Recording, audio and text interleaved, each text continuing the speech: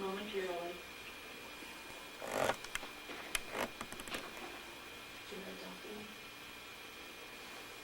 Salam everybody. Salam means prepare salutations to the divinity within you, the essence in each of you.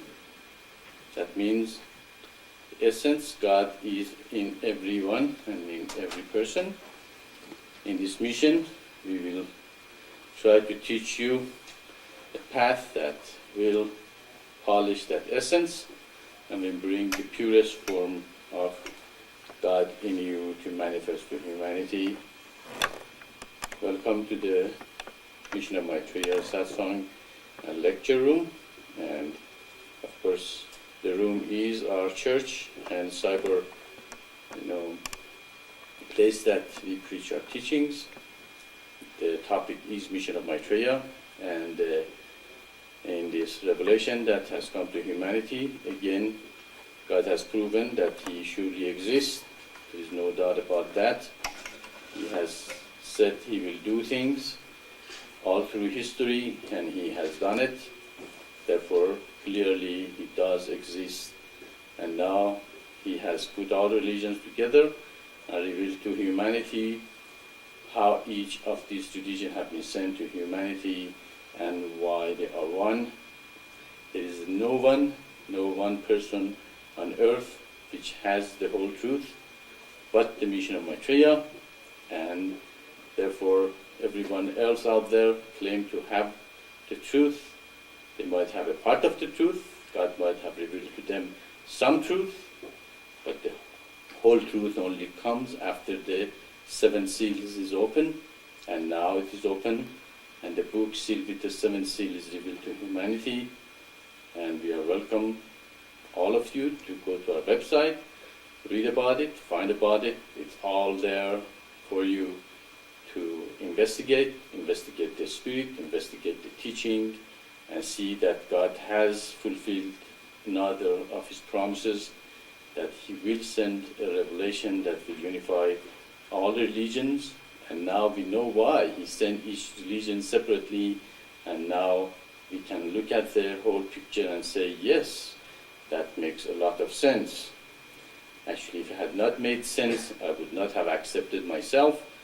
It makes a lot of sense, and those who are called for see the vision clearly. It need no ego or expectation, will submit to the will of God and say, yes, I am here to serve Him completely, physically, mentally, spiritually, individually and collectively, and they will get on with the mission and say, yes, I want to do this mission, which is the will of God for sure. And they will submit and surrender to His will and say, yes, I understand now all these religions of the world, why God sent each of them separately. Because each of them had a message for humanity. Each of them had a specific, reason to come. Okay, the whole teaching, of course, based on the. We just blow a light here in the meditation room, so some technical problem, but that's okay.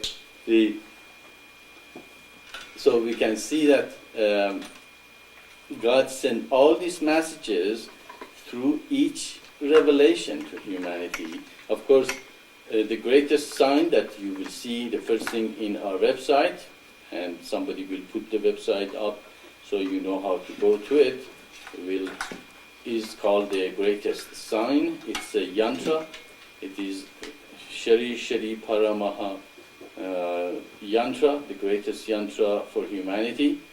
And if you look at the greatest sign, you will see that it has most of the religions of the world and unifies them together as one. And therefore, that sign shows a path called Eternal Divine Path, and the Eternal Divine Path is the base of our teaching and the path to salvation for humanity, physically, mentally, spiritually, individually, and collectively. Therefore, we can see that now humanity can come, see, read, understand God's revelations, and they will not fight between Muslims and Hindus and Buddhists and Christian and Jews and any other religion, Baha'is and mystical path. They are all unified together. For the first time, all religion is included. Some people say, no, our religion, for example, Islam or Bahá'í or Buddhism or Hinduism or all include everyone. No, it does not. Even a Bahá'í teaching, all the way, Judo-Christian, Islamic and Bahá'í teaching does not include mystical path.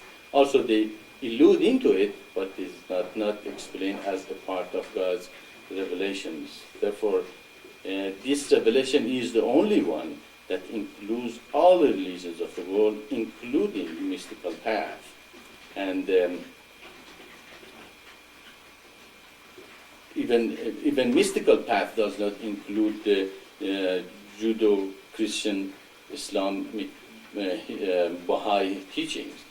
They do not believe, as strongly as the concept of the Messiah and the coming of the teaching through one revealer, but they believe in many revealers and many gods and many different way of looking at it. Therefore, we can see that the mission of Maitreya and this revelation for the first time covers all the path and religion on the world and unifies them together as one, and that is very much related and is according to the prophecies that in 1900 all the prophecies and the end of the Kali Yoga and old age will come and has come. Of course, there is many prophecies and explanations on the website that confirm this, that in 1900 all these things are going to come to the conclusion, and that is when this revelation can come to humanity. So we can see that God again said He will do this, and He has done it, and therefore He does exist. Basically, our teaching is based on 5 steps. The first step, awakening of spiritual forces, which relates to all the mystical path, including Hinduism, Buddhism, Kabbalah, mystical Christian, Sufism, and any other teaching that says, know thyself to know God, or be still and know that I am God. And those mystical paths are the path that teaches you to meditate, to concentrate, to contemplate, to know thyself. And the essence of them is that yourself and God are one, and God is within you.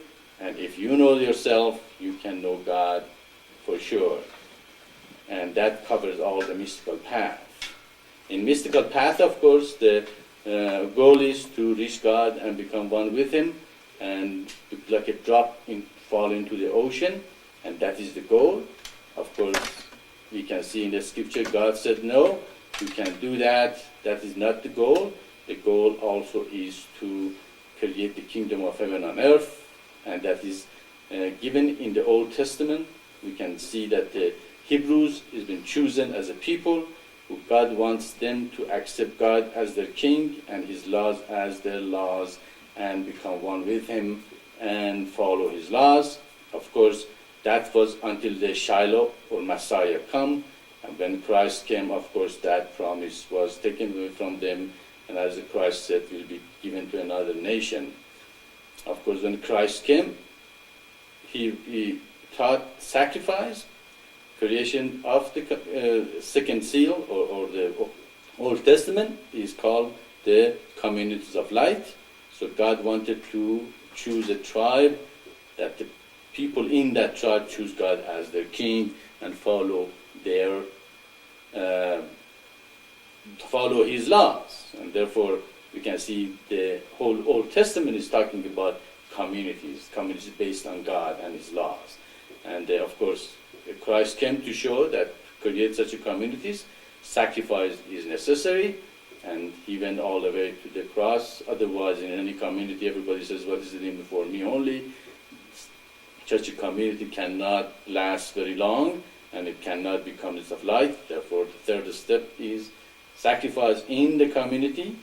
And even we sacrifice, we might still become attached to the result of our actions, and we say, why I'm doing all this, nothing happening, or I'm doing this, something happening, and it is me doing it. Therefore, then the fourth step is surrendering and submission to God. Surrendering means to surrender the result to God and not to be attached to the result. Submission means letting God come through you and do the great work through you, and that is when He is the doer, you are not the doer, therefore how can you be attached to the result? And that's of course the theme and the very meaning of Islam, submission and surrender, being submission and surrender to God. And of course, still you might become attached to the very small part of the universe, and therefore the universal teaching for the first time, all the religions have universal elements in them, but for the first time, the universal teaching comes from Bab and Baha'u'llah, and that is the universal teaching that comes to humanity, as all religions basically are the same. They have the same, say the same thing, and we have to listen to the essence, all of them, so we can see that all has been come from God. A lot of people compare us with Bahá'ís and say, well, what you say different than Bahá'í? Bahá'í is the same thing. Basically, religions are the same, but you don't say that. They had a good point. Yes, there's a lot of similarity in all religions, but in our teaching and this revelation, it doesn't say all of them are the same, but it says each of them have a specific message for humanity, and therefore when we put them together, then see the picture. So it is completely different than Baha'i teaching, although it does unify all the religions and has a universal point of the view of all religions have come from the same God. Of course, when you go through these 5 steps, awakening of spiritual forces, creation of communities of light, sacrifice, surrender and submissive to God, and become a universalist, then you become an elect. Elect is the 6th seal in our teaching. We call them para-vipras, or elect are those people who meditate, who contemplate, who concentrate, they think, they read, they search, they find the truth by themselves and see the vision of the mission and say, yes, I see the vision. I can see what Maitreya is talking about. I can see it's beautiful. It makes sense. I want to be a part of it. I will work for the communities of light.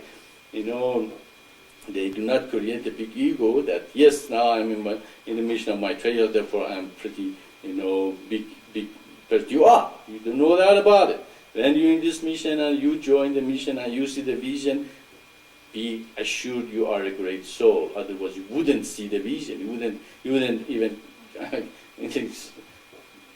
be able to come to the mission or go to the website or find us and all that. So you don't have to prove anything really that, you are a great soul. You already are. Just by being in the mission, seeing the vision, you are a great soul. Now, who you were in the previous lifetime, it doesn't really matter. The most important is you are a great soul, and you have come here and saw the vision, and now you are a part of God's plan. Therefore, the 6th seal is for the people. Again, they awaken the spiritual forces. They direct their energy to the creation of the communities of light, and they sacrifice for it. The 3rd seal, the Christianity, they become surrendered and submissive to God. They accept His will for them. The 4th seal, Islam, and they become a universalist. They realize universe is their home, God is their father and mother, and the rest of the universe is struggling unit consciousnesses that they have to help to reach pure consciousness and eventually Godhead or return to God. And therefore these people are dynamic, spiritual forces that they understand God's plan, they read all the scriptures, they know all the scriptures, they know all the teachings of God, and they can sit with any religious people and quote the books, Bible, Quran, Upanishads, anything in the God's revelation and talk with these religious people and show them where their revelation falls. No matter what came before this revelation, they fall in our teaching somewhere. Actually, we will have a temple which in the shape of the greatest sign, and around the center of the temple there are going to be bookstores. Libraries, not bookstore, libraries, that it's going to include every kind of books in it about the spirituality, from mystical path all the way to Judaism, Christianity, and anything between them historically, whatever between them, we're going to put in a historical way around the center of the temple, so people can go and study and read different ideas. But the whole idea is we do not hold you back from reading, studying, and researching and understanding different religion or teachings, but see where they fall in the greatest sign, where they fall in the mission's teaching. Then you will see very clearly, although there's a lot of truth out there, each of them fall in a specific place in the greatest sign, and they belong there, and you are not going to be confused by saying, oh, that was great, I found something even greater than greatest sign or the teaching of mission. They can't be. It isn't. They are a part of the teaching, but nothing is really greater than the greatest sign and the teaching of the unification of all religions. So you have come to the room of the greatest revelation came to humanity, and such a elect eventually will help humanity to create the communities of light all over the world, and we will create a world that is based on God and His revelation, and the unity of humanity and religion and God will become one, and His kingdom will come on earth as it is in heaven already. He is the king anyway. He will be the king of the earth, and all powers to Him. Just expect, and He can change things around very fast as He wills. So we can see that our teaching is based on the scriptures and the Word of God, and do not listen to any human or person, but listen to God's revelation. Actually, there are a lot of, as I call, ego chattering in all over the world, and even in this talk, to go to many rooms, and a lot of people, they think they have the truth, and they are the Messiah or the teachers or that, but don't go and listen to them too much, because they will affect you and your mind, and that is ego chattering. The only place to find the truth is to go to God and His revelations and His scriptures. So spend more time with the scriptures and the Word of God instead of listening to the people who claim to have the truth, but they have opinions. So this is the base of our teaching. Actually, we're not going to explain the greatest sign today. I thought, mostly going to be our own people here, but I saw, new people here, and it explained now. You have heard the revelation.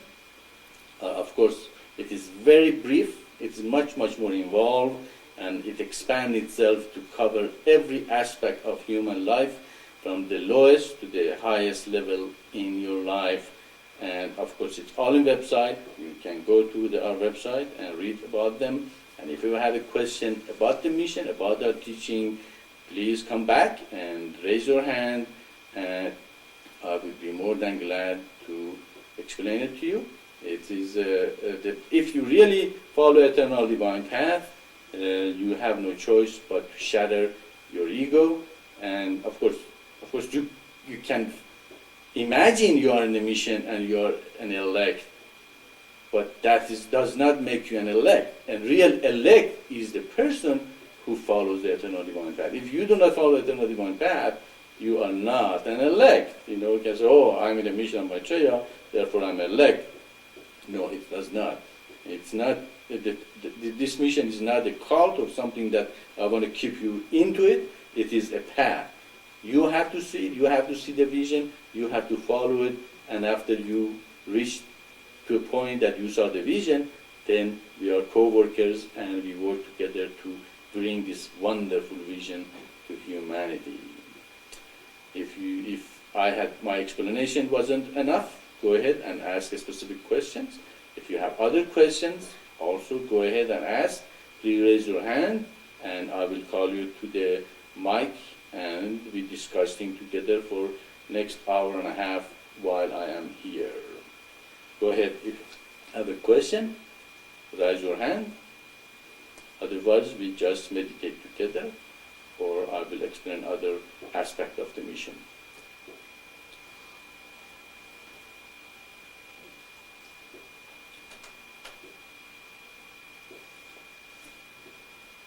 Go ahead, John.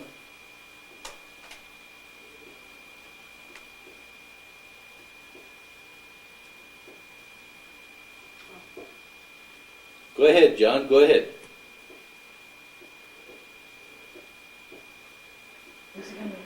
Thank you, Maitreya.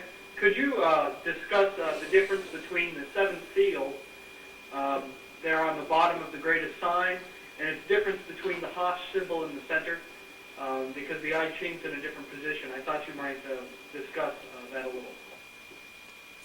Yeah, well, actually, if you go to the website, the greatest sign starts with a dot. It's a blue background, and there is nothing in it. It's just like universe before the creation. Everything was in the state of beingness or balance, and there was no movement or no ego or no separation between any part of it. It was in a state of being. And then a dot appears, and then the I Ching swells, and then it expands to the lotostica, lotus with a lotostica in the middle, and then then a triangle downward appears. That is there's the very center of the greatest sign is the representation of God Himself. In the beginning, there was all being and no awakening or realization of knownness, do-ness, and memory. And therefore, that dot is what scientists call the Big Bang and the beginning of the creation. Somehow, there was a desire arose in the collective beings, and that desire brought the imbalance between the balance in the universe and created that imbalance, put everything out of balance, and the first sign of creation, which is Big Bang or that dot, appears. And then, of course, the I Ching is the symbol of positive and negative, the duality in the universe. Somebody was saying, the whole thing is duality. There was a discussion between people that everything is duality, and where is that there is no duality? The only place there is no duality is the pure consciousness or in a state of being.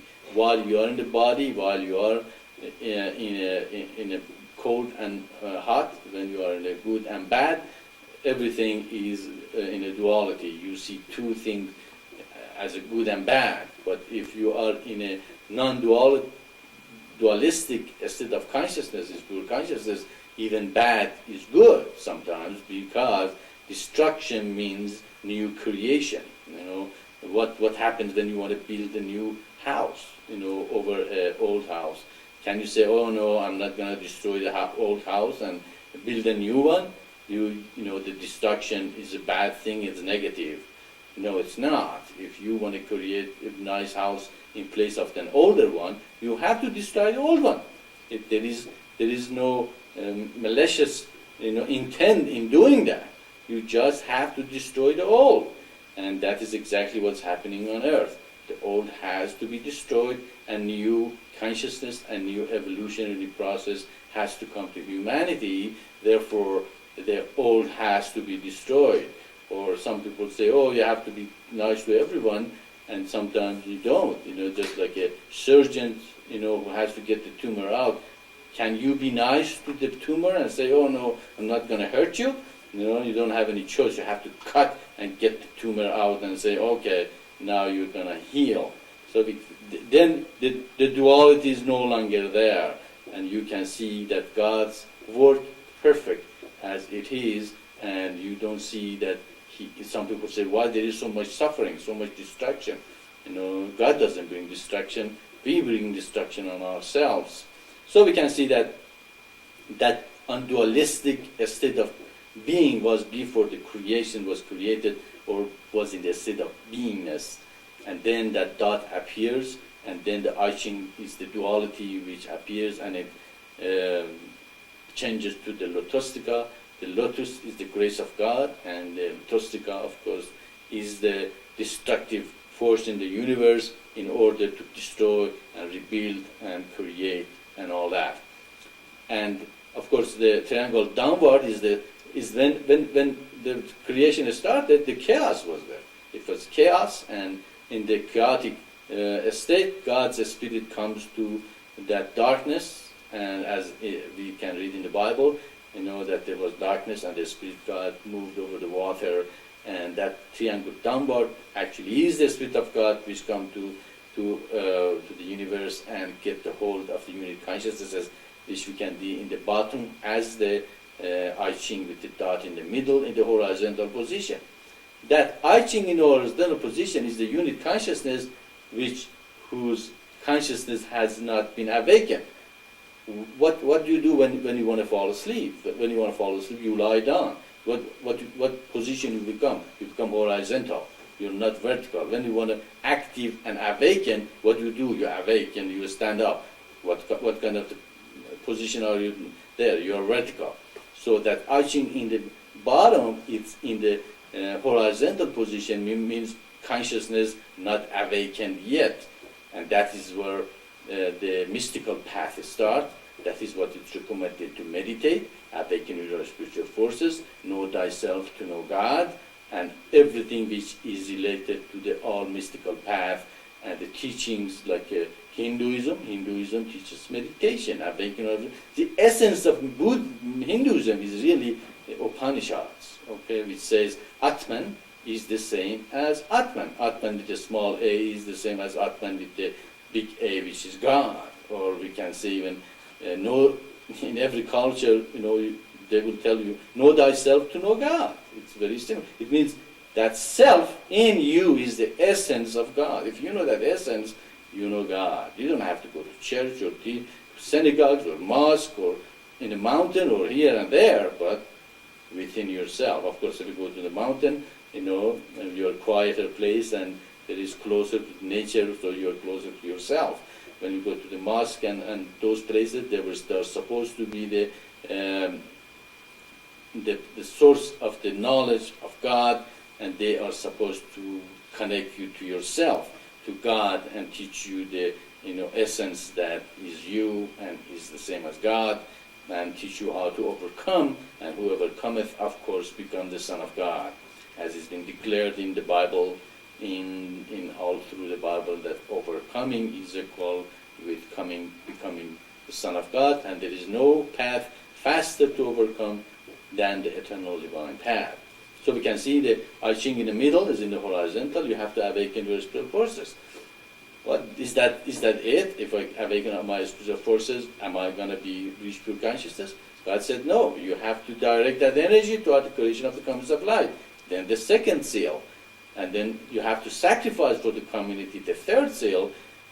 When in the fourth seal, eventually you surrender and submit your ego to God, and you do the work of God and the will of God, and you surrender resolve to God, or even better than that, then you submit to God and you let God do the work through you, then you become one. You and one become one, doesn't it?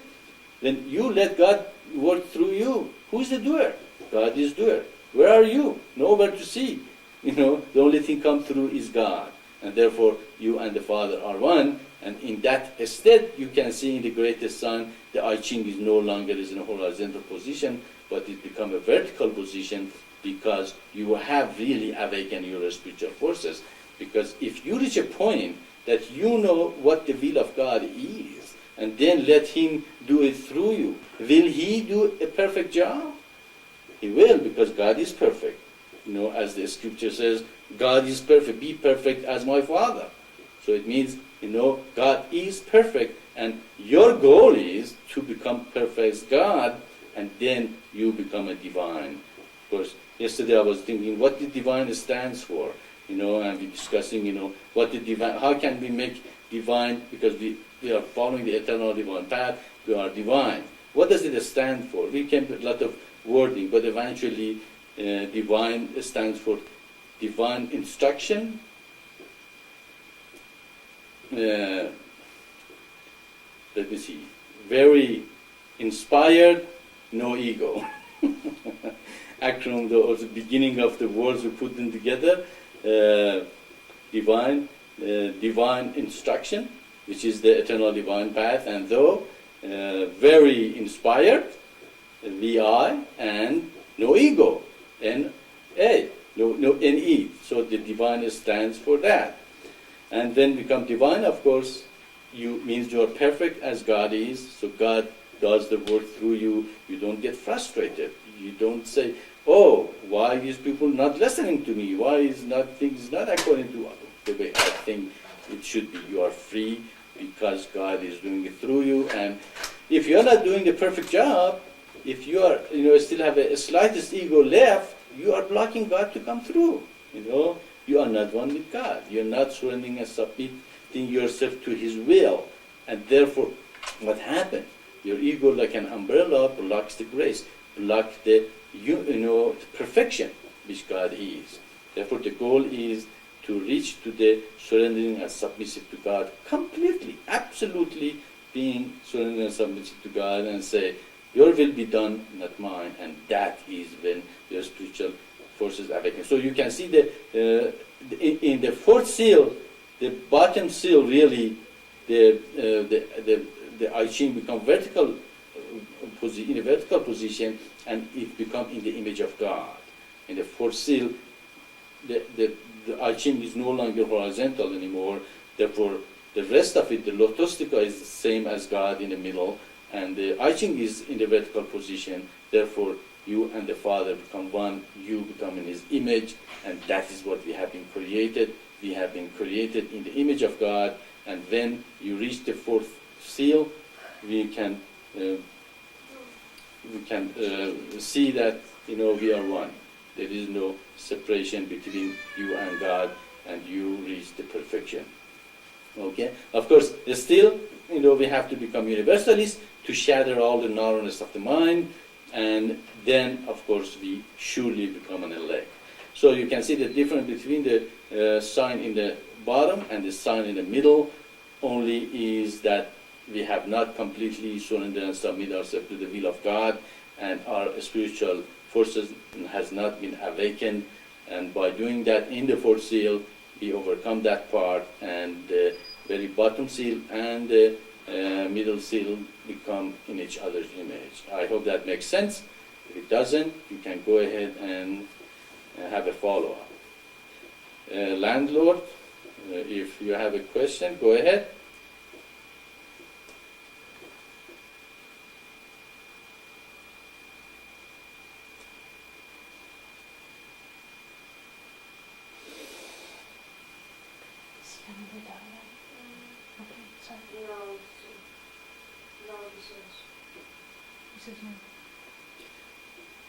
Okay, your hand was up. We thought you have a question. Again, we can see if one of the things, is everybody can do easily if you cannot meditate, just sit in front of the greatest sign and just gaze at it. And of course, read the teaching, listen to the Satsangs, explanations that we have given for last 22 years and or 20 years, and realize things. People have realized things that come to me, and they tell me about that these realizations, and they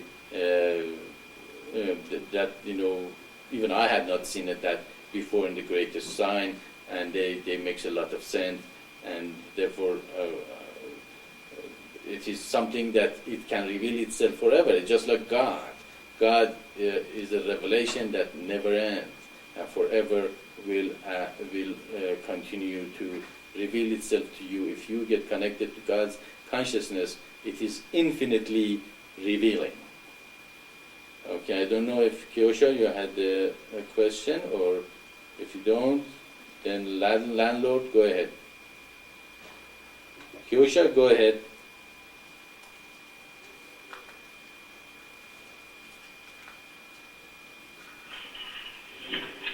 Yes, thank you very much. I had a question about sacrifice. We know that Isa the Christ, also known as Jesus, is the one who came to teach us about sacrificing, about giving of yourself and not being self-centered. But the question is, how do you know sometimes if you're sacrificing for the very best? I mean, there's lots of things that you can actually give your whole life to, which are very,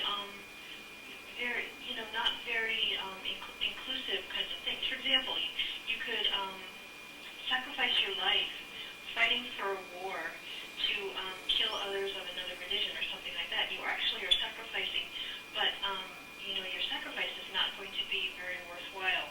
Or say you have a job and you put so much effort into it, so many hours into it, that you have no time left for your family or things like that. How do you know about sacrificing for the very highest?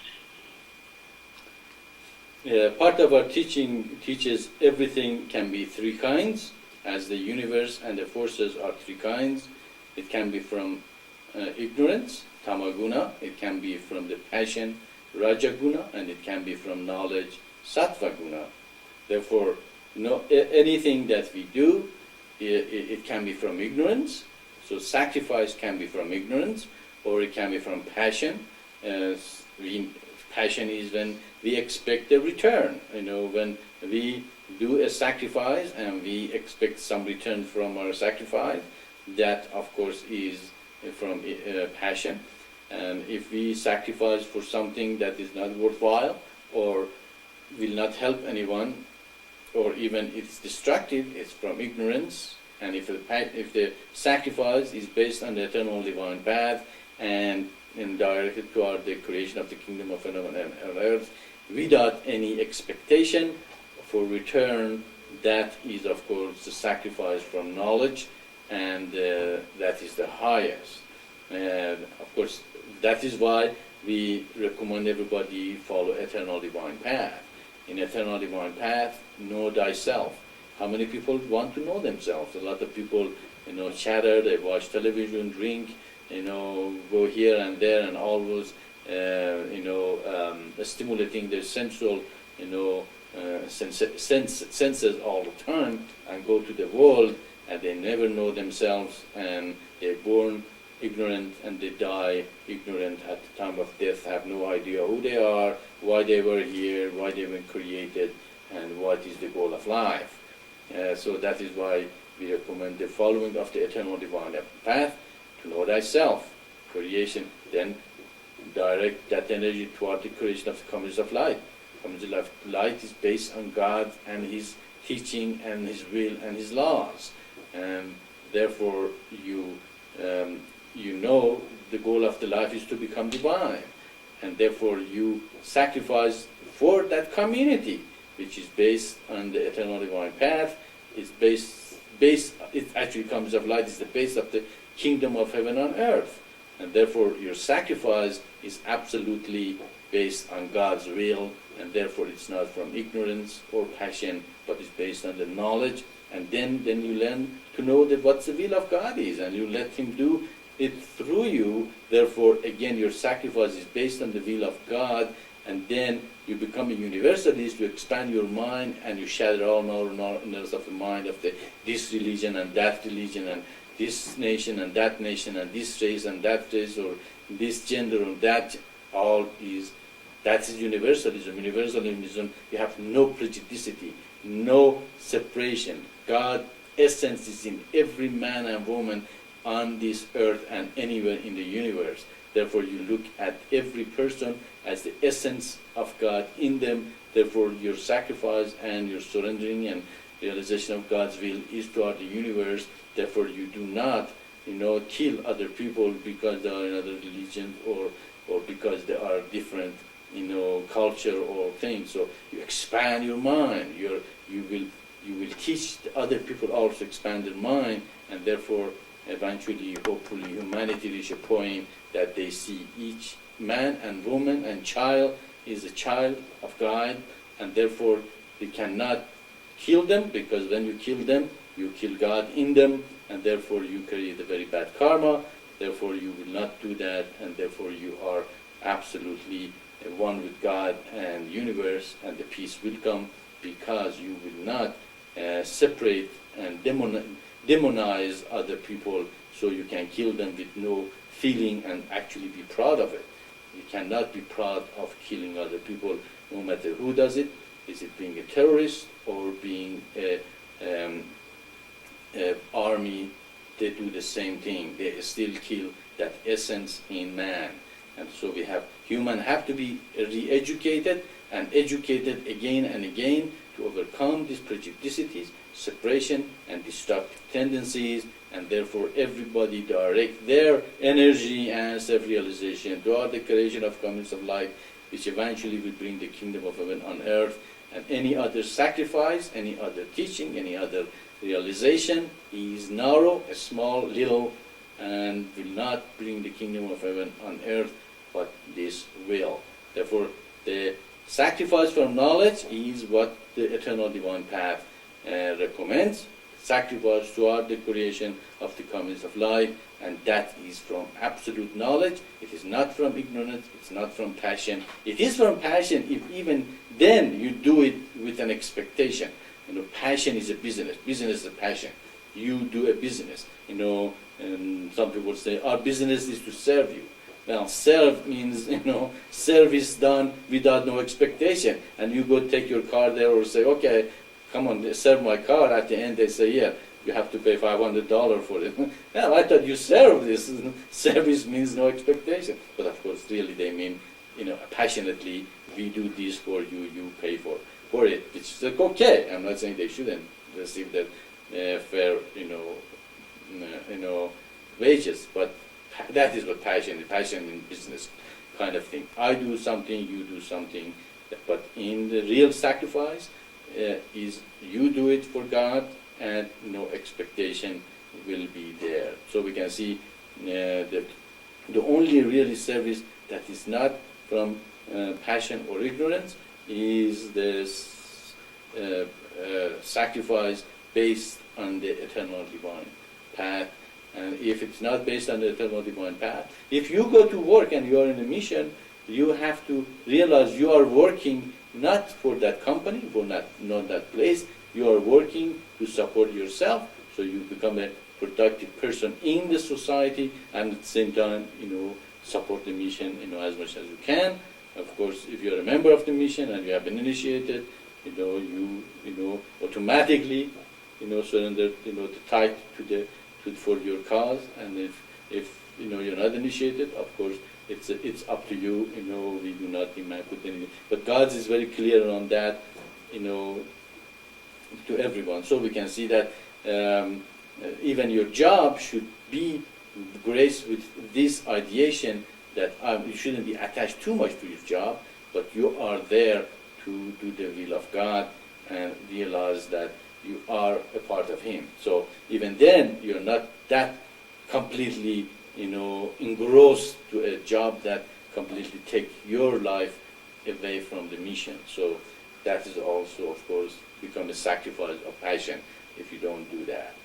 So we can see that any action we do, anything, sacrifice was example there, but any action we do can be from ignorance, means our action benefit no one. If from passion, that our action we expect something in return, or from knowledge is based on the will of God and eternal divine path toward the creation of the communities of light and the kingdom of heaven on earth. Therefore, that is the best action you can take in your life. I hope that makes sense. If you have a follow-up, you can follow your question. Otherwise, I saw a hand there for a while ago. That person is still in the room. Go ahead. Otherwise, raise your hand if you have any other questions.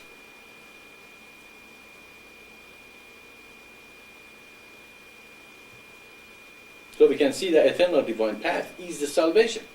As we actually we went through the eternal divine path many times in the mission with a lot of people and discussed it, and we always came with the same conclusion: that is the salvation for humanity. Go ahead, Brad.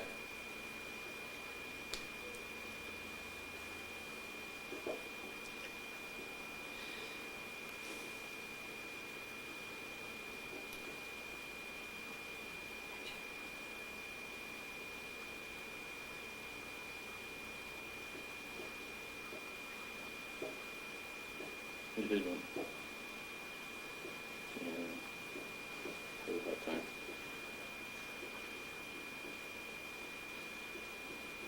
Brad, I cannot hear anything from your mic. About unity, consciousness, and the first begotten Son, and what was the lost human consciousness at the time? Brad, you broke up and we did not hear the first part of your question. Can you repeat it again, please?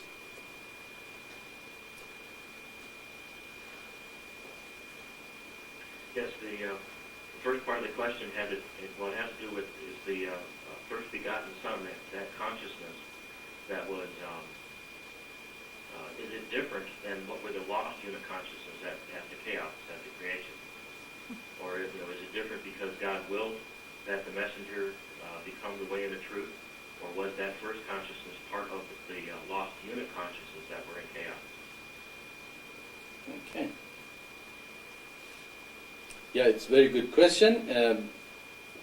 In the beginning of the creation, when the universe or God went out of balance, and the first sign of the creation,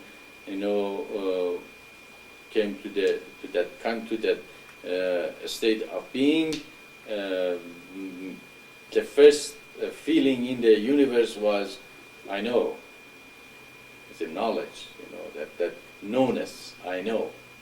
And the second feeling, of course, the non-knownness comes from the sattva guna, or sentient force, and that is the knowledge of the universe. And then, of course, the second feeling was I do, and that is raja guna, or mutative force, and that doerness of consciousness. And of course, after it's done, you have a memory of you, what you have done. Therefore, the feeling of I have done, or the crudifying force, or the memory, or the first fine ether was formed in the universe, and the feeling of the I knowness, I have done, was created. Actually, ether is where the Akashic record and all the history of universe is stored. That is what Bible calls the source of knowledge, or tablets, or Quran call it the tablets. Eternal tablets, and it's Sajin and all that.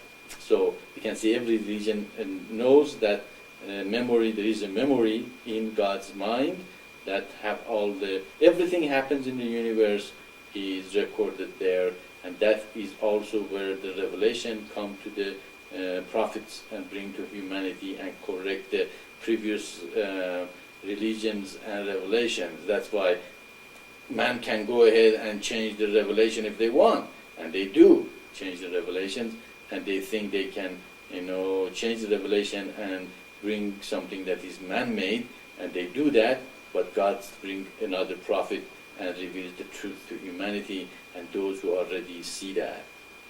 So we can see that made that three stage of knownness, do-ness, and have done, create the unit consciousnesses, or the feeling of separation. Actually, unit consciousness itself, it's a kind of illusion, because when the moment you say unit conscious, you separate unit from God, and there is not such a thing as anything separated from God. It is an illusion of separation from God, which is really Maya.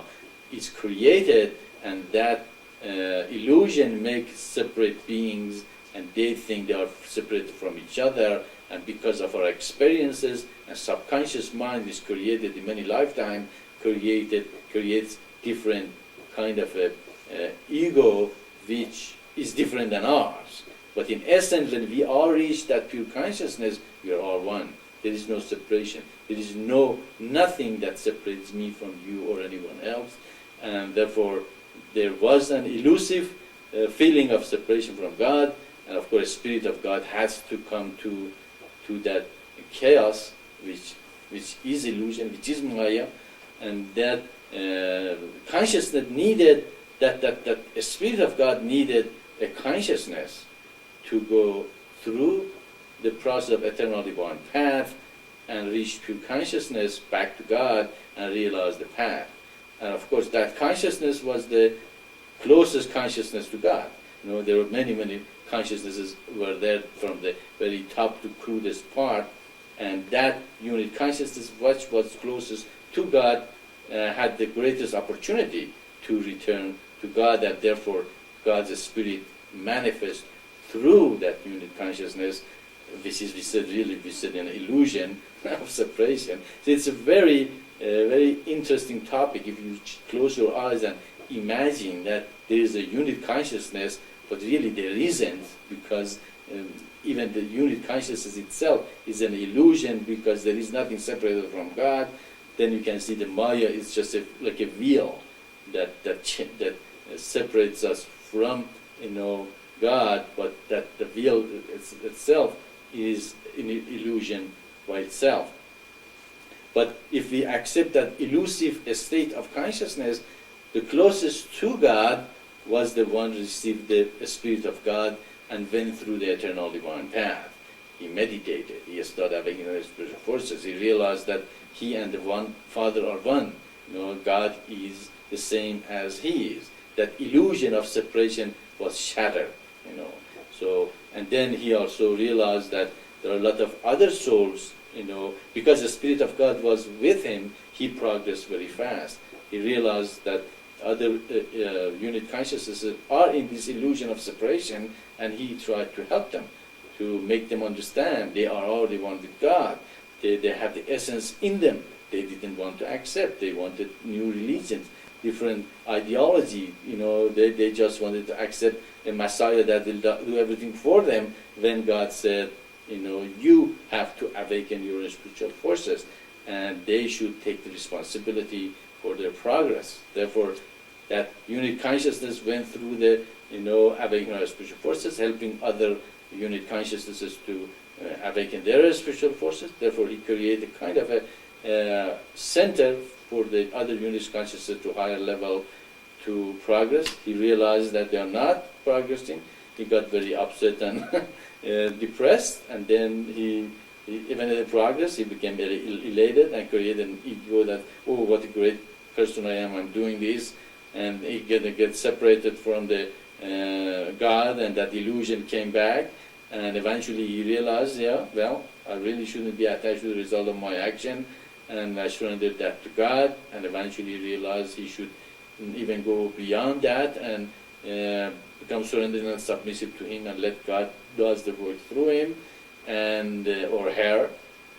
And he went on and realized that still he is attached to the very small part of the universe. He realized God is everything, the whole universe. There is no separation. He cannot separate man from man or unit consciousness from unit consciousness, because they are different than him. And he eventually shattered, all the narrowness of the mind and become an elect.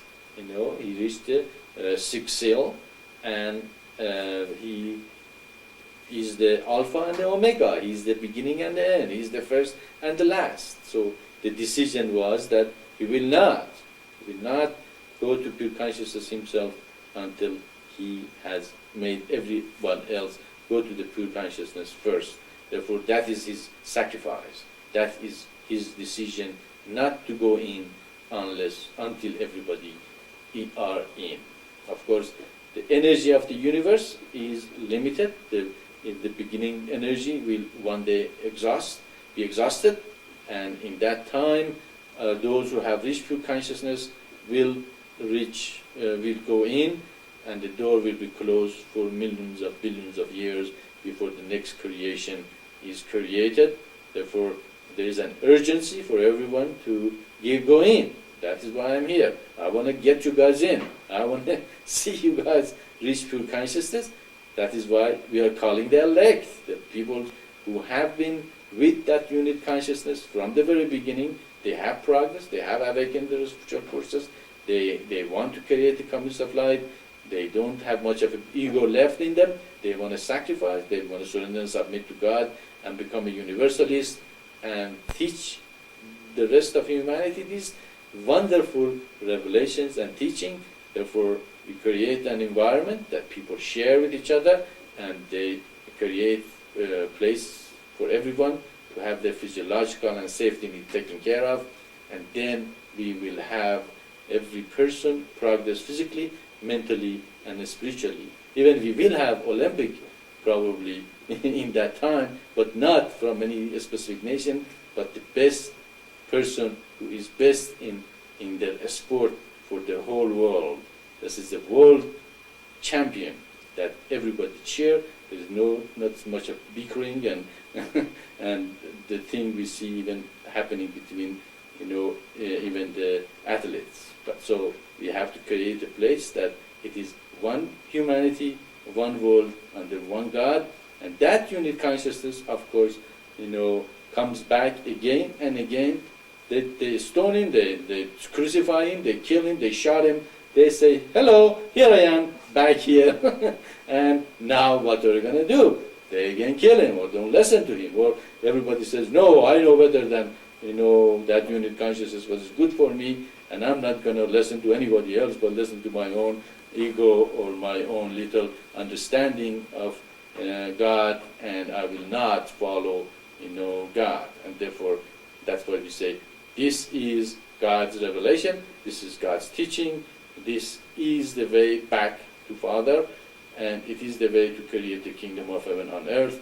No one else has the way and the teaching and can take you there.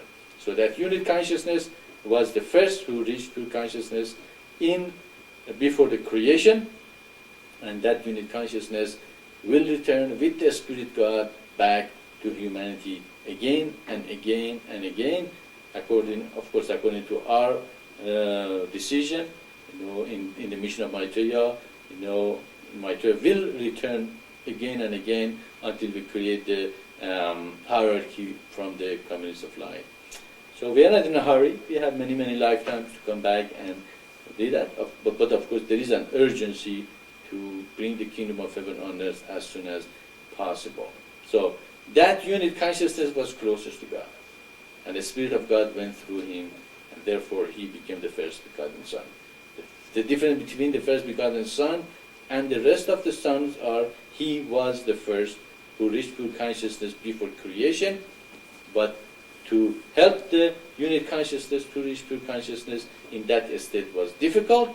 That is why God decided to create the universe based on the evolutionary process. If you go wrong, you create karma, you go away from God, you suffer. If you do good, you follow God's will, you progress, you go toward God, you'll suffer less. So in this process, eventually, after many lifetimes, you say, I had enough of this Maya and delusion, I want to return to God. Of course, I believe anybody who comes to the mission and see the vision, they are great souls, that they have seen the vision, they have come, they have done this many lifetimes, okay? But what you were in the previous lifetimes, don't even think about it, don't even try to find out go too detail about it, otherwise you lose the vision of why we are here for. But they are all great souls that they have come to help the mission to reach where it is supposed to be. I hope that makes sense. If it doesn't, have a follow-up. If anybody have a question, go ahead.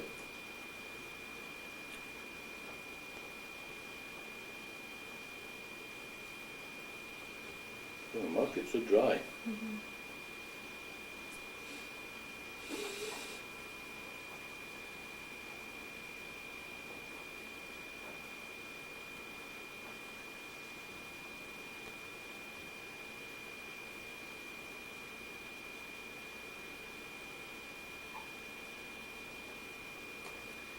course, we have been at this for last 22 years, and we have many satsangs and answers and questions.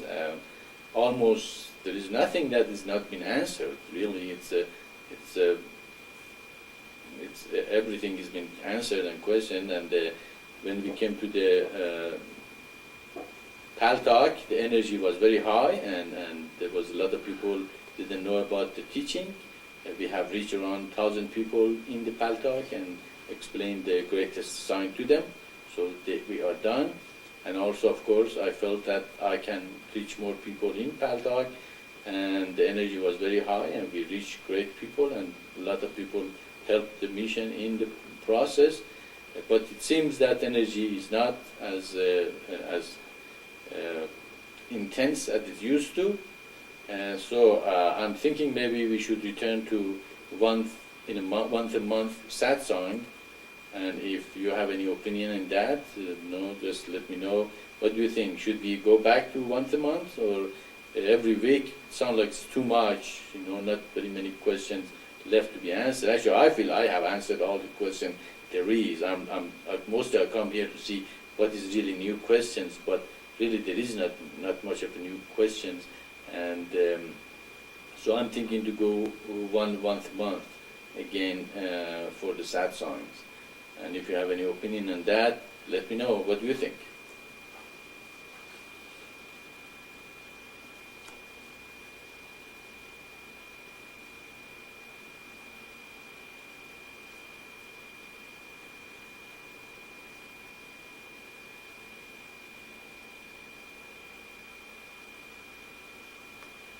Go ahead, Dustin.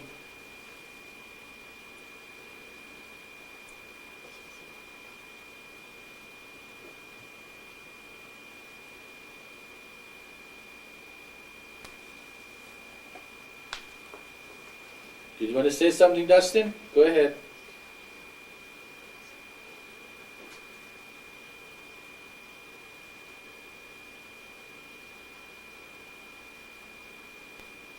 I also agree that once a month would be enough. Still not mine. Dustin, you have to fix that mic one of these days. I hope you get a new mic or something that can hear you. All right, great. That is one vote for once a month. And I take that the silence means you agree with me. And therefore, probably we go back to once a month satsang. Now, the question is, should we run a tape in other days or just once a month? I think once a month is enough. No tape or anything, just every Saturday of the first Saturday of every month, we will have satsang. And of course, still we will have daily presence in the Haltak, and you can come, and Ma and other Shakti and other people, if they want, they can continue with the Paltak and have the room open for people to come, and we will every divines that they want to participate, of course, welcome to come and help and join and be with the room and give the teaching out. But I think the questions are answered. It's are in the website, and we have a lot of proficient people in the mission now that they know the teaching well, and they have seen the vision, and they can probably give you answer. And if they can't, I will be here every Saturday after first Saturday of every month, and we can have that fun. So the Sabbath become more like rest, and we will have satsang once a month from now on.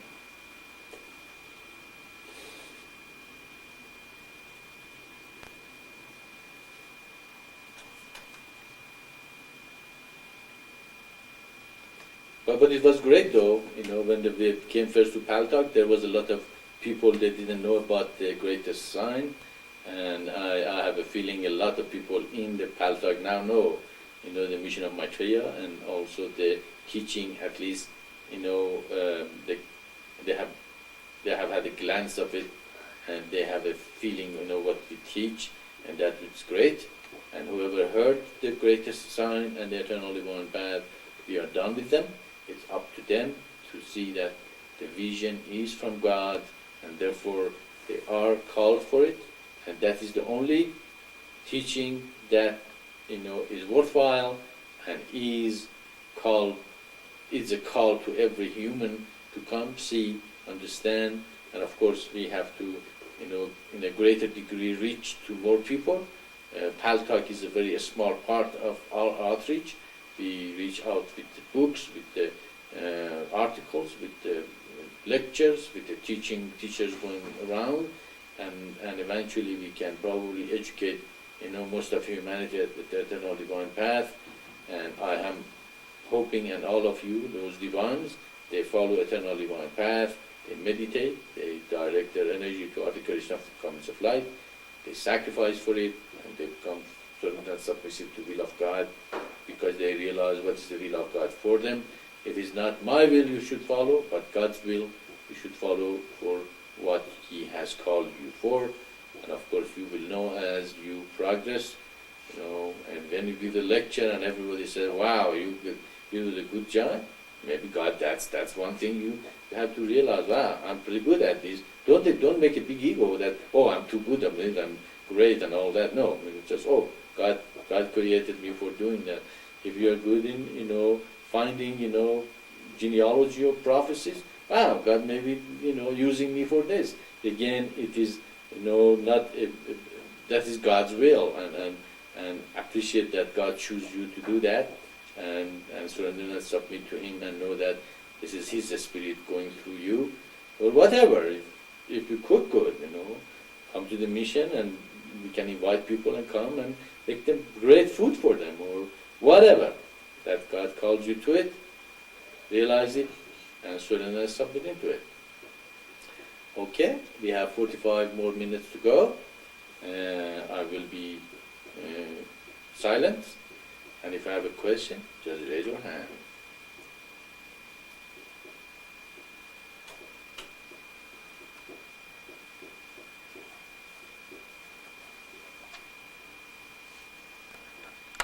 I have been informed that next week is going to be the first Saturday of next month, so it's not like we will have a Satsang next week after all, but probably after next week we will have that from the next month.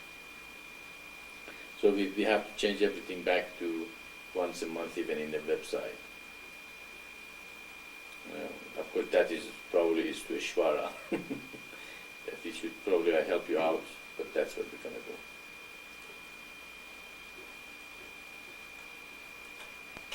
Hey, it sounds like there is no questions, and we can all then go ahead and close the room. And again, salam to everyone, and thanks for coming to our room. Go to our website, and if you have a question, of course, always you can send it to the mission. And again, this is the last revelation from God that unifies all religions together and humanity. And we hope that you will study and realize the beauty of it. I will stay one more minute, and if still you feel you have a question, go ahead. Otherwise, I will say salam to everyone after that 1 minute.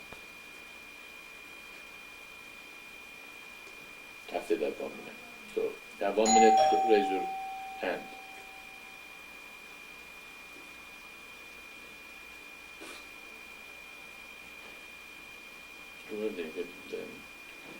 Jehovah Witness.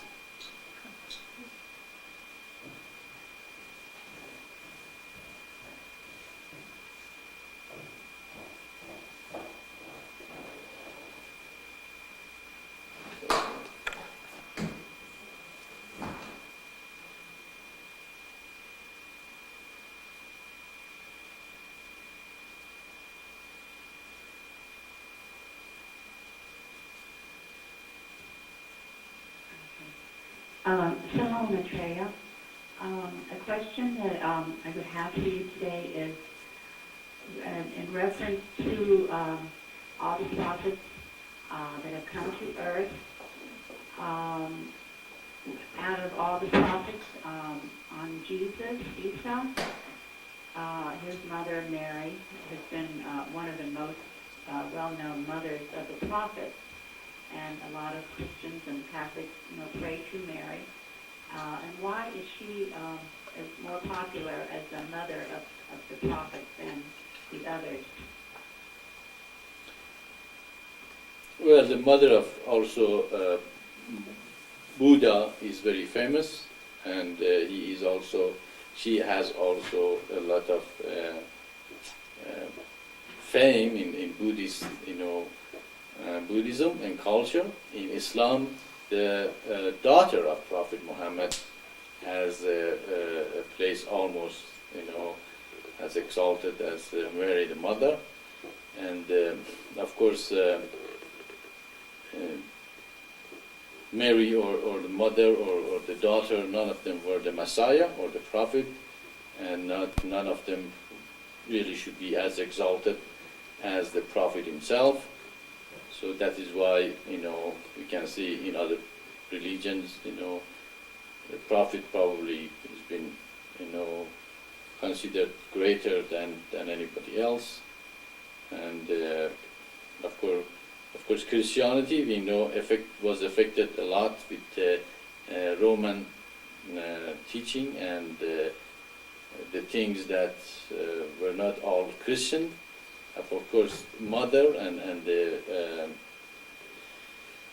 female energy was very much is worshipped in pagan religions, just like Nimrud and his mother and his wife and the mother of his son become very famous and very exalted in those things, and also in the other religions before Christianity in Rome, the mother had a great place in the teachings. Therefore, when they accepted Christianity, that part also became very, very prominent in the Christian religion. But the most important part of every prophet is their message, not their mother or their daughter or their sister or anyone, but what the message of the prophet was and what God was trying to bring to humanity.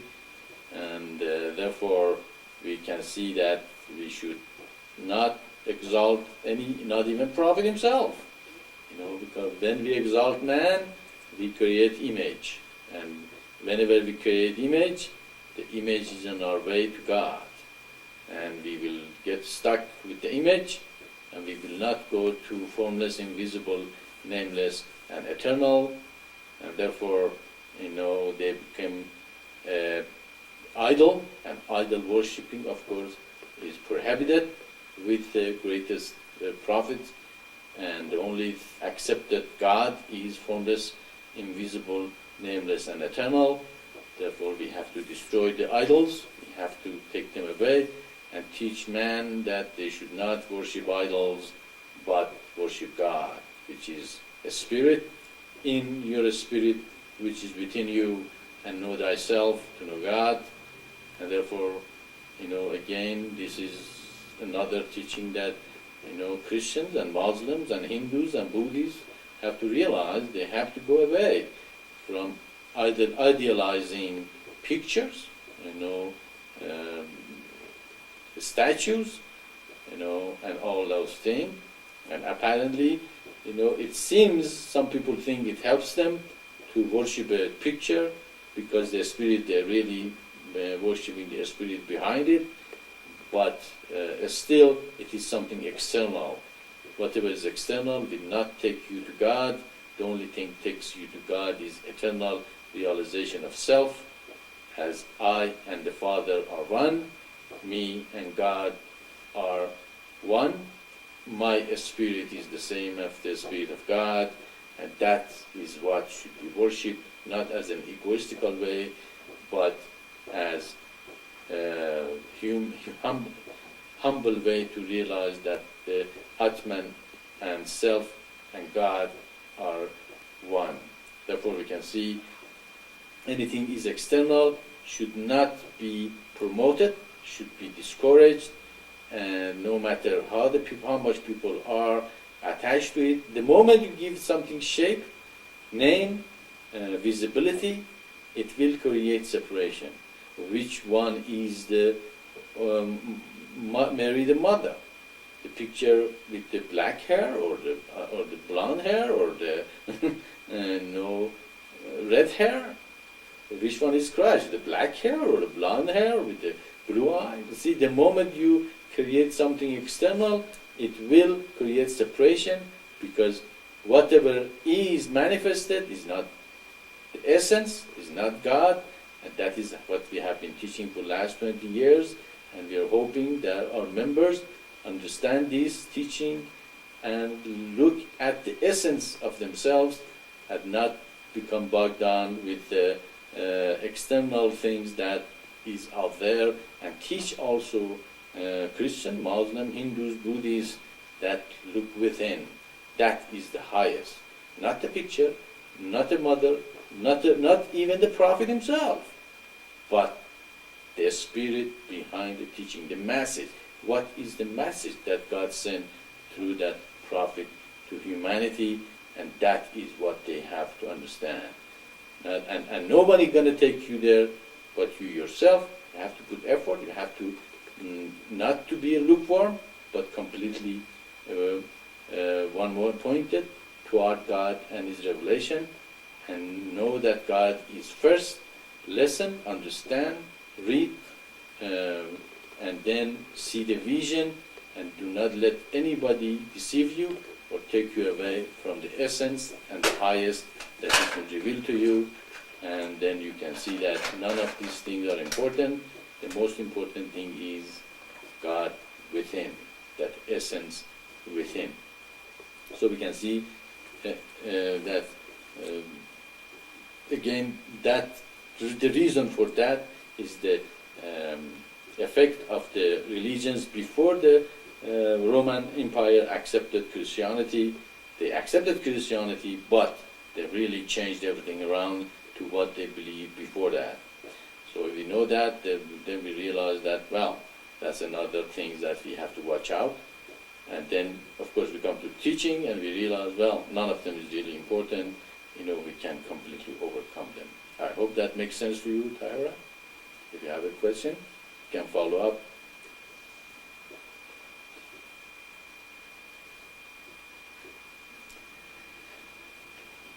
Thank you so much, Maitreya. That's a beautiful answer, and yes, it does make sense to me. I don't think I have any follow-up with it, other than understanding a little bit more about why people, pray for intercession to the Father instead of going directly to the essence, as you just said. That's without shape or form and so forth. So thank you very much, Maitreya. Yeah, it is a very good question, actually. It is why human can't understand that the formless, invisible, nameless, and eternal, that's who they have to go to. Don't get attached to the prophet, don't get attached to the mother, sister, daughter, or anybody, but to God Himself. Apparently, it's very hard for them to realize the formless, invisible, nameless God. It's easy for them to see a shape, and they say, "Oh, this is probably if I bow down in front of this picture 5 times a day, maybe grace of God comes to me."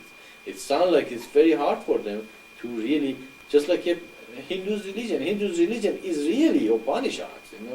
All those statues and all those gods they have created. They have not created with the highest spiritual beings in Hindu religion.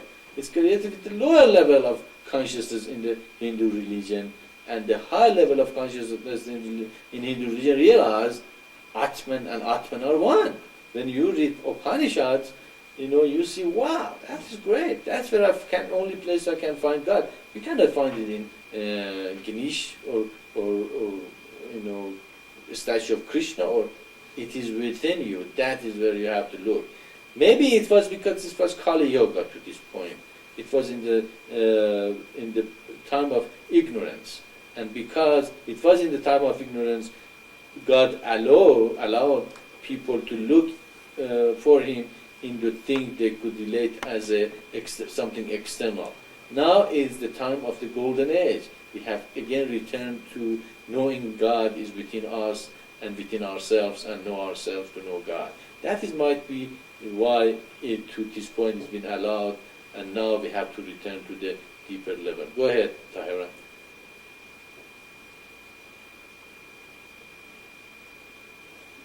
Thank you, Maitreya. I just had another thought that was coming to me as you were speaking about this. With all the many, many apparitions that Mary has had, to the world, to many people, I think that's probably the attachment of what you're talking about.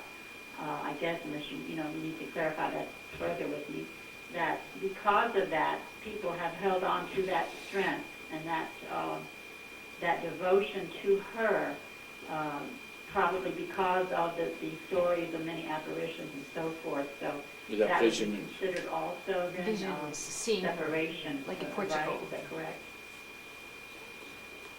Of course, we can say that Mary is the symbol of the Holy Ghost, is the female part of God, or the Raja Guna, or energy, which directed to our God and higher self, or is influenced with Sattva Guna, which is called the Holy Ghost.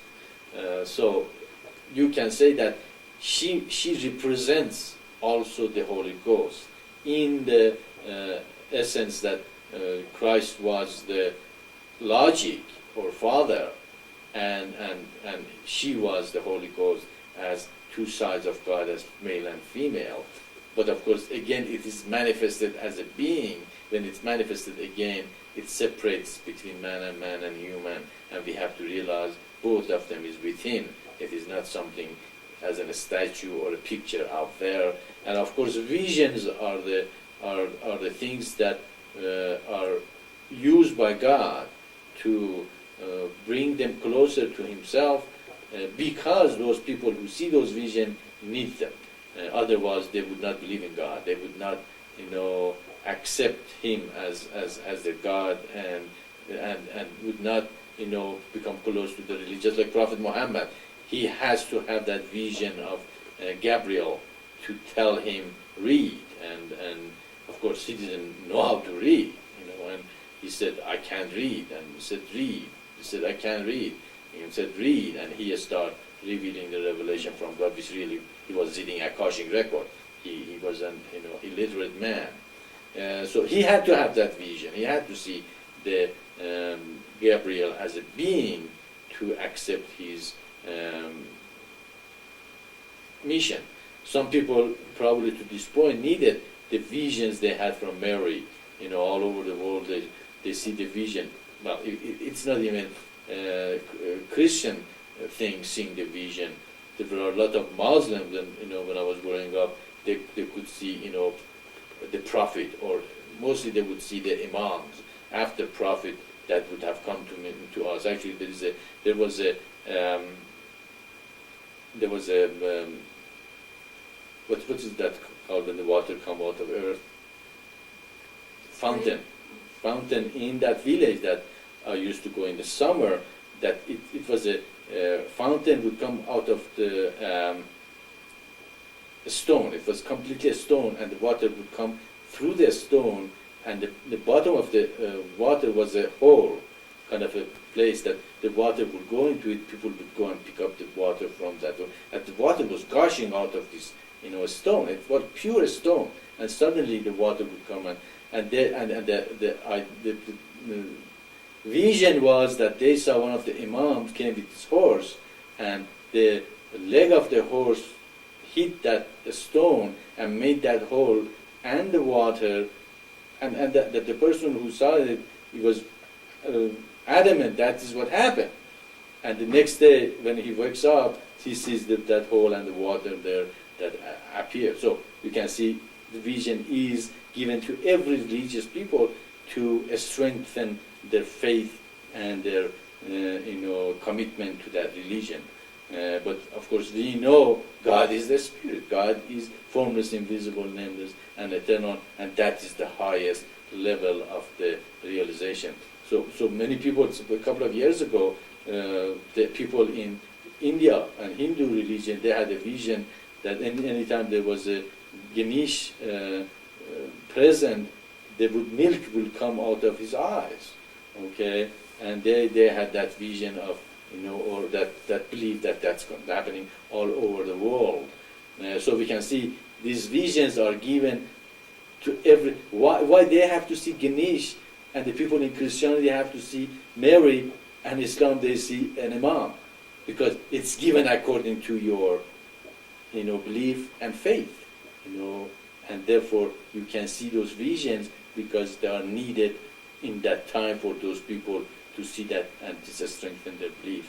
So it is all over the world. It is given to people they need it, but really the greatest realization is knowing God is within you and is always with you, and there is no separation between you and Him, and you are one. So that is even greater than a vision, than a understanding the way we have seen all over the world given to different religions. So, but of course, in the West, we only know about Christianity. We are not aware that other religions do that, because that's what we're concentrating on. And but if we expand ourselves and study and go to other cultures, we see that they have the same things. Go ahead, Shakti.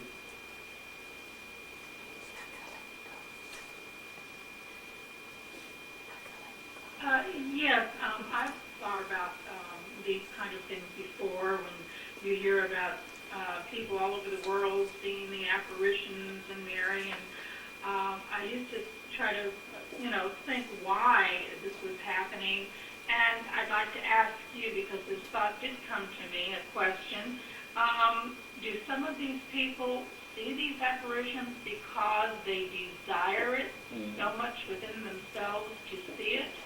So they see it from their own desire for it? You said what? They never like it? Do some of these people desire to see these apparitions so much, and that's What did you say? they're not going to let you go? Yeah, right. Exactly, Shakti. It is the desire to.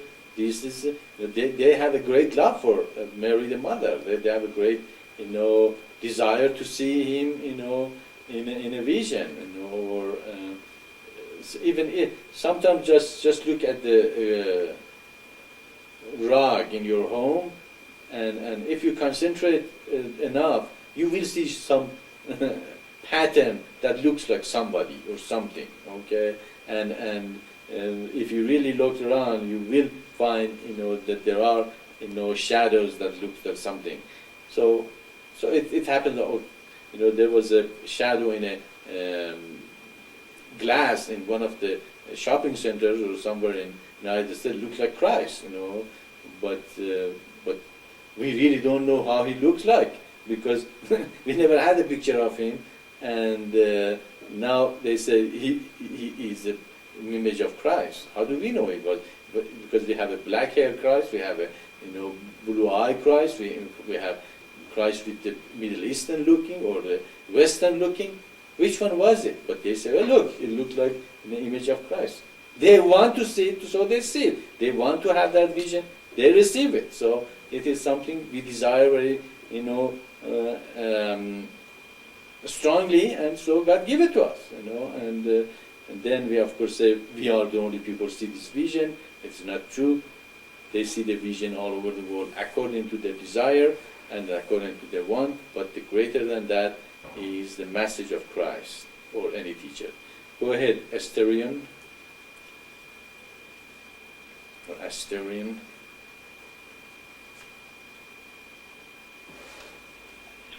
Thank you. I wanted to ask, I repeat, I wanted to ask if invisible 777 is Maitreya himself. Okay, well, actually, seven as seven seals, seven, hills, seven cities, seven valleys. Seven is a very mystical number, and actually, it's the number of God, and that is why now he revealed the seven seals. And the seventh seal, of course, is the end of the revelations. It unifies all religions and reveals everything you have to know about God and His plan, everything. And seven chakras. When you reach this seventh chakra, you reach to pure consciousness, and you become one with God. So seven is the number of God, and of course, is that the number of Maitreya? If is that your realization, it is, and because actually seven is very prominent in the mission, the seven seals, and seven trumpet, seven revelation, seven angels. Everything is very prominent. Seven in the mission, and you can say, okay, that is the number of Maitreya also. But if you mean here in this room, the name is changed every week, almost weekly. So because we don't want even to get attached to a name in the Pal Talk. But if that is your realization, I accept that. That would be fine. Go ahead, Dustin. No, they're not going to let me go.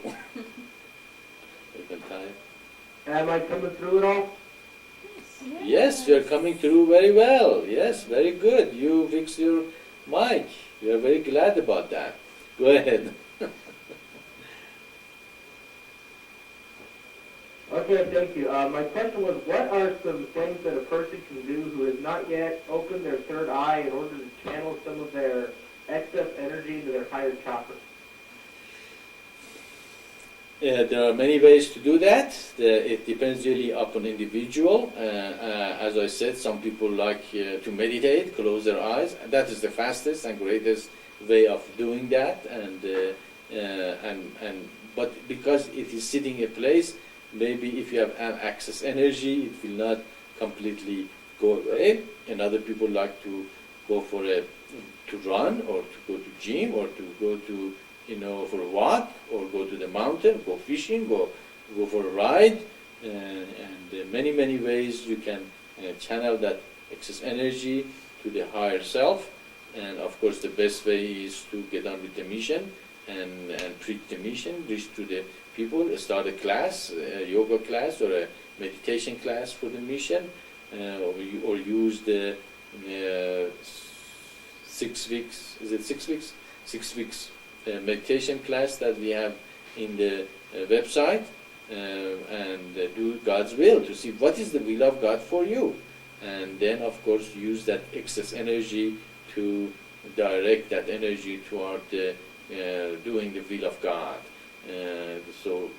Or if you want, as I said, if you don't have anything else to do, go for a run, or do something that physical and burns that energy and that excess energy for a better body, building a better body, building a better mind, or building a better spirit, physical, mental, or spiritual progress.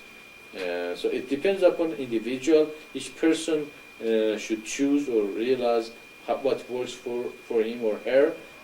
We have a couple of individuals here. Their meditation is to do gardening. Okay, and they love and do gardening. They receive great realization and receive very high level of consciousness. And some of them like to go for a walk, and some of our members like to go packing and go to the mountain. I individually like to go for a ride, and just go for a long ride and feel very use that energy for a higher thought. So it's up to you, but the best way to use your energy is to direct it to the following the eternal divine path, meditation, creation of communities of life, sacrificing for it, so then submit to God and become a universalist. Therefore you become an elect, and then know thyself. That's what boils down to. Know thyself, to know what works for you best, and how, but don't let that scattered energy take you to the places or to direction which is not godly, and look at it to see how that energy affecting you, and if you have an excess energy, meditate on it to see how you can channelize it in the best way possible. I hope that makes sense to you. If it doesn't, just follow up with your question.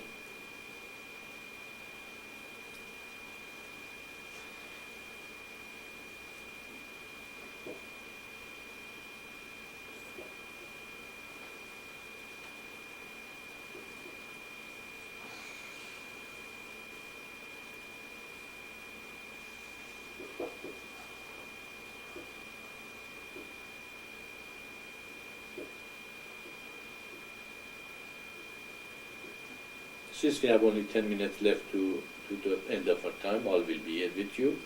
Again, if you have any question popped up your mind or something in your mind you can bring up, go ahead.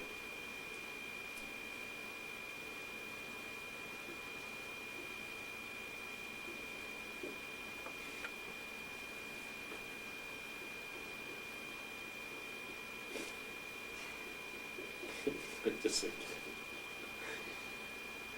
Just gonna meditate with them.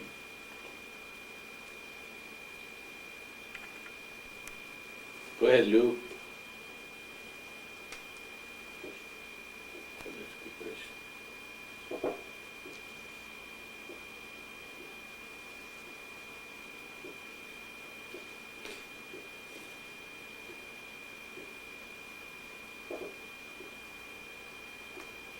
Lou, you raise your hand.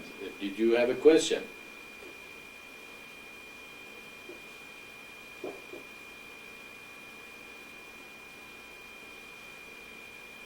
Maybe I will have time.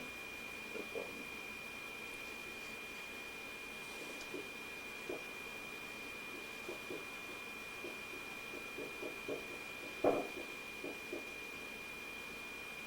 Mic is not working, officer.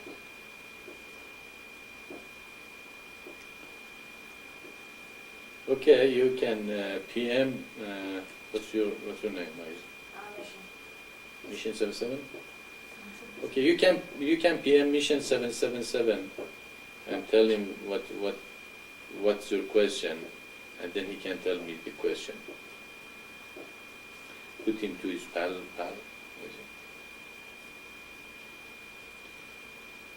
Having Satsang. Master Christ has provided.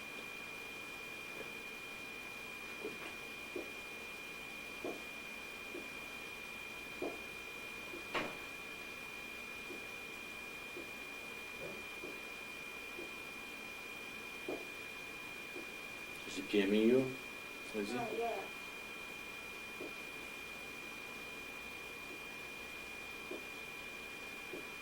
Let me check mic again. Okay, Lou, go ahead.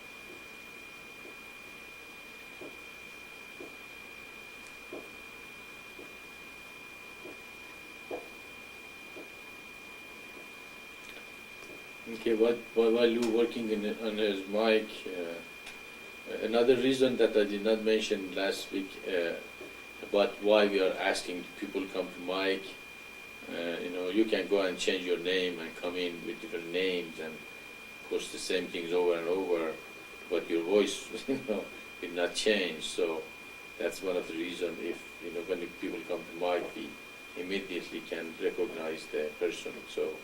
Because we haven't had this problem for a long time, and we thank God for that, good people coming to our room, and we appreciate good people, because the kingdom belongs to the good people.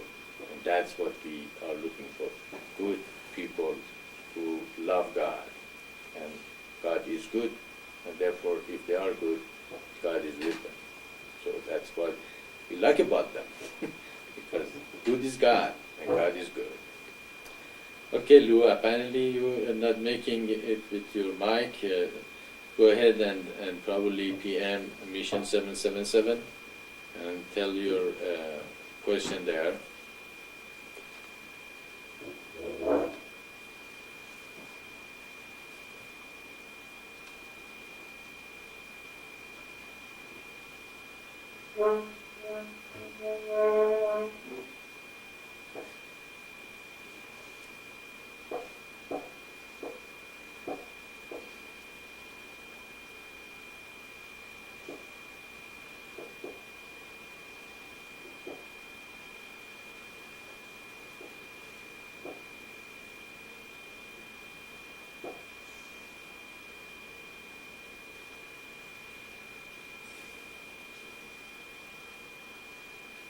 Not PMing you, huh?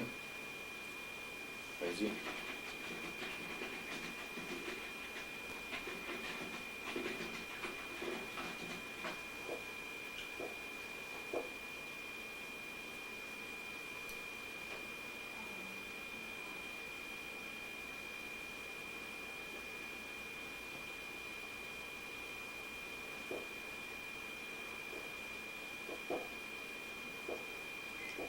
Okay, Lou, that would be fine. I can ask you next week. Or you can send it by email to the mission. That's another way to send your questions. If you have a question, you can send an email, question@maitreya.org, and send it to the mission, and we will answer them that way too. So if you have a question during the week that popped up in your mind, or something that you said, oh, I want to ask that, and you might forget by the time you come here, just send an email to the mission, and we will receive it, and we will print them, and we will read them, during the satsang and answer them for you. But the requirement, you have to be in the room. You cannot send the question and then not to come yourself into the room. If you send the question, you come to the room, and your question will be answered. Go ahead, Lou.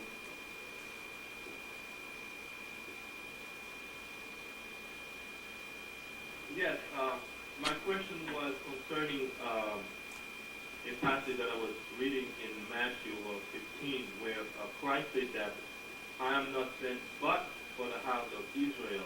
So Christ was only sent for the house of Israel. Is that correct? Absolutely. That is very good observation. Christ came actually for the lost tribe of Israel, and he said it himself. You just said it again. Christ said it very clearly. And also even the high priest, if you read our teaching in the All Prophets Are Fulfilled, high priest also prophesied that he has come to gather the lost sheep of Israel, which is the 10th lost tribe of Israel, who were separated from the rest of the tribe, which were the Benjamin, Judah, and the Levites with them, and the 10 tribes became the northern kingdom. And when they were attacked, but I think the Assyrians, they were completely scattered and completely lost. Actually, in history, apparently nobody knows what happened to them. Even when Christ came, the northern kingdom, just like that woman told him, you have come for the Jews, but you should have the mercy on us also. And he succumbed and said, okay, yes, and he healed them. And also it's very clear in the Bible and in the New Testament that is what Christ mostly came for the last 10 tribes of Israel, who were scattered to north and northwest, and eventually came to Europe and United States, and that is where you can find more Christians. Most Christians are in that area, and they are the 10 lost tribe of Israel. And of course, the Prophet Muhammad came mostly for Arabs or Ishmaelites, and they are mostly in the in Middle East, to North Africa, to Spain and South America. Even Spanish people have a lot of Arab blood in them, and you can see the South America is mostly Ishmaelites, and North America is mostly the lost tribe of Israel, and New Mexico is right in the border between the two, and that the revelation actually reached out to humanity mostly from this area. So the two brothers, the Ishmaelites and the children of Isaac, are northern United States mostly and southern United States. Of course, the religions not only come from one people, they also attract and convert other people to it, just like a Muslim also. There are a lot of Muslim in Indonesia and areas that they are not Muslim. I mean, they're not Arabs, but they are Muslim. Or Christianity, there are a lot of Christianity in it. Actually, the Eastern Orthodox Christians probably are not the lost tribe of Israel, but the one in the West are mostly the lost tribe of Israel. And also the Bahá'í teaching, came in Persia, and it spread to the West, and it did not cover the mystical path. So this revelation actually is the only revelation have come for whole humanity.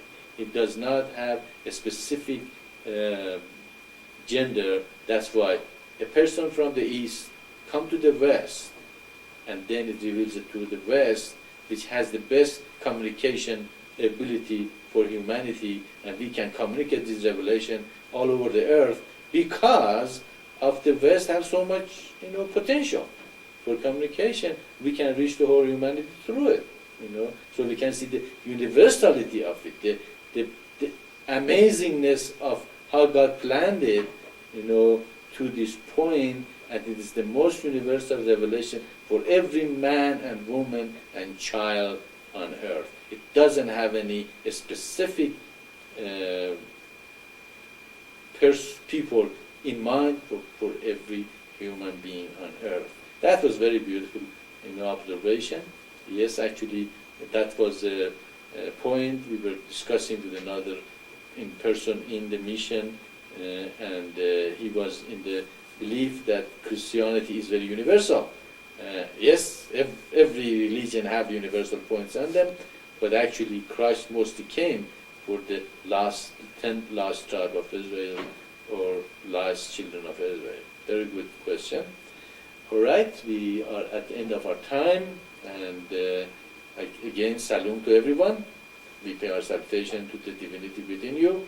Know thyself, follow eternal divine path, you will reach God. And if you want, of course, help to bring the kingdom of heaven on earth by working toward the communities of light, creation of the communities of light, and coordinate with the mission so we can create the facilitating body and see that His kingdom come. Have a nice week and godly week. Salam, and see you next week.